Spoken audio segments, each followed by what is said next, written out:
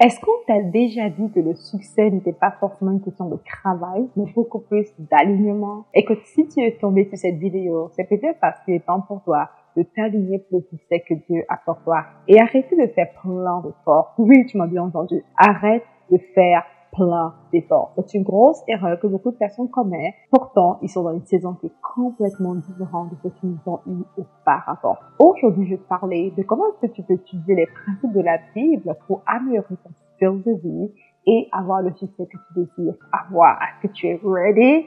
Ok, let's go!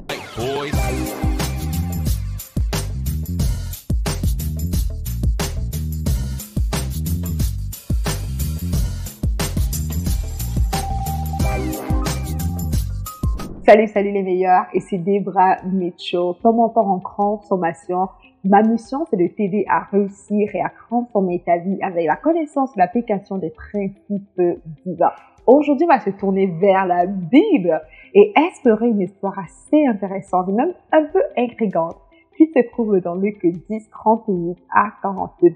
C'est l'histoire de deux sœurs, Marthe et Marie. Laisse-moi un peu te narrer cette histoire. Alors, dans l'histoire, ça dit ceci que un jour, Jésus-Christ se voyage avec ses disciples. Il arrive dans un village où une femme nommée Marthe l'invita dans sa maison. Marthe avait une sœur. Sa sœur s'appelle Marie. Marie s'assit au pied du Seigneur Jésus et commençait juste à écouter le Seigneur Jésus enseigner. Elle était juste passionnée de sa parole.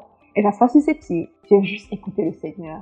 Et pendant ce temps, Marthe la regarde de temps en temps et Marthe est super occupée. Elle est en train de travailler. Comment Jésus est dans notre maison. Il y a les disciples. Il faut les servir. Alors Marthe s'occupe de faire tout le service. Prépare le repas. Sert la nourriture. Fait plein de choses. Puis elle regarde sa sœur.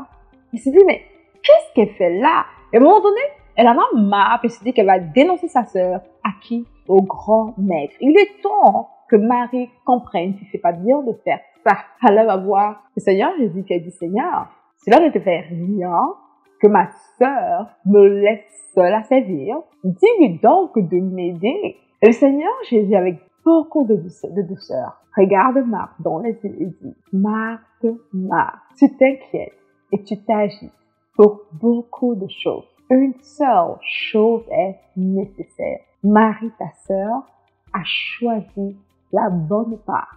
Et cette part ne lui sera pas ôtée. Pendant les quelques secondes qui ont suivi, Marthe avait l'impression que le Seigneur venait de la laisser tomber. Elle n'a pas immédiatement compris. Comment ça? Marie a choisi la bonne part. Comme moi qui te sers, qui travaille fort, qui sert à manger. J'ai choisi la mauvaise part, c'est ça que tu veux dire, right? Mais avec un peu de réflexion, elle a compris que le mec a toujours raison de dire quelque chose au-delà de ce qui était visible. En fait, il a agressé quelque chose en Marthe que beaucoup parmi nous on a. Marthe, tu t'inquiètes et tu t'agites pour beaucoup de choses. Tu sais, quand je pense à ma vie personnellement, c'est un résumé de toute ma vie adulte de moi être inquiète et m'agiter pour beaucoup de choses. Quand je pense à moi, mon rôle de mère, c'est un rôle où j'ai beaucoup passé le temps à m'inquiéter et à m'agiter pour beaucoup de choses. Quand je pense à ma vie d'entrepreneur, c'est un rôle où j'ai passé la plupart du temps à m'inquiéter et m'agiter pour beaucoup de choses. Honnêtement, dans ma vie, pendant très longtemps, j'étais une marde. J'avais l'impression de faire beaucoup de choses pour Dieu. Et juste pour être sincère, je voulais bien être comme Marie. Je voulais bien juste relaxer, m'asseoir au pied du Père et recevoir de lui. Mais il y avait tellement de choses à faire. Il y a comme tellement de choses qu'il faut faire. Qui le fera si ce n'est pas moi? Alors, je me trouvais toujours à être une marque. J'allais à l'église et je travaillais dans l'église locale. J'allais à l'église le dimanche, le mercredi, le vendredi, le samedi. J'étais une marque. Et avec le temps, à un moment donné, j'avais l'impression que le Seigneur ne me regardait pas.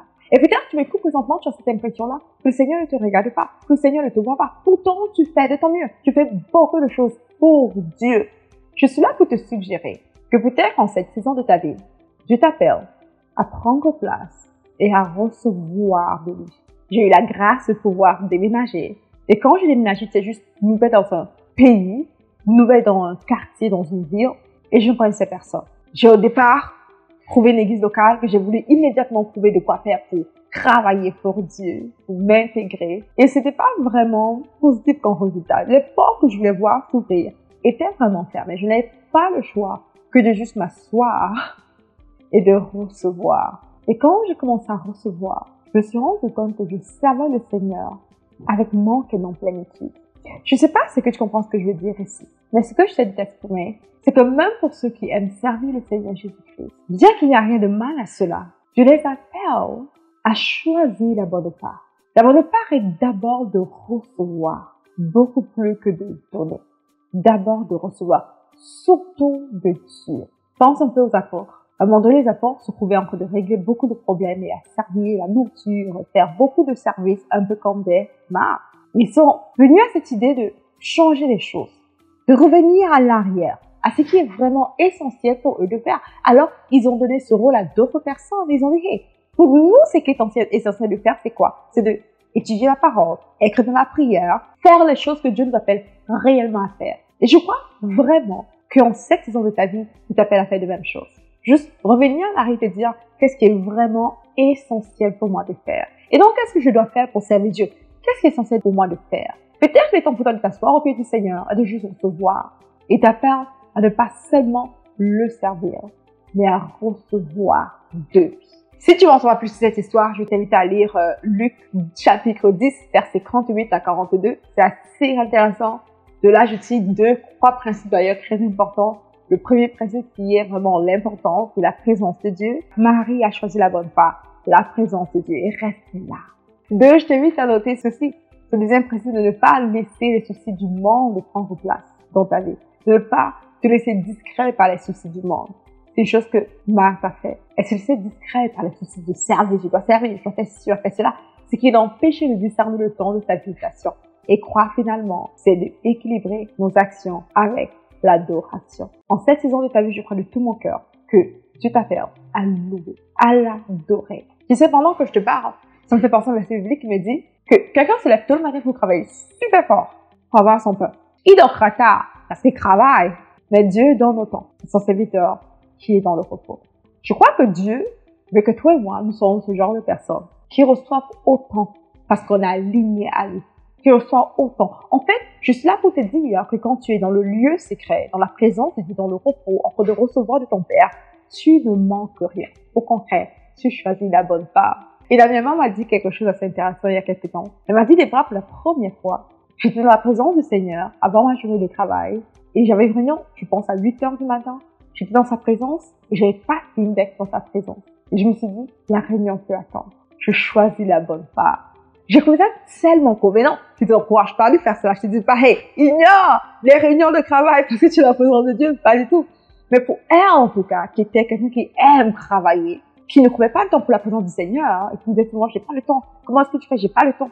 Ce n'était plus le travail qui primait ses amis, mais c'était le Seigneur, sa présence. Alors, examine-toi. Est-ce que tu es aligné à l'essentiel? Et si la réponse est non, qu'est-ce que tu peux faire pour t'aligner à l'essentiel?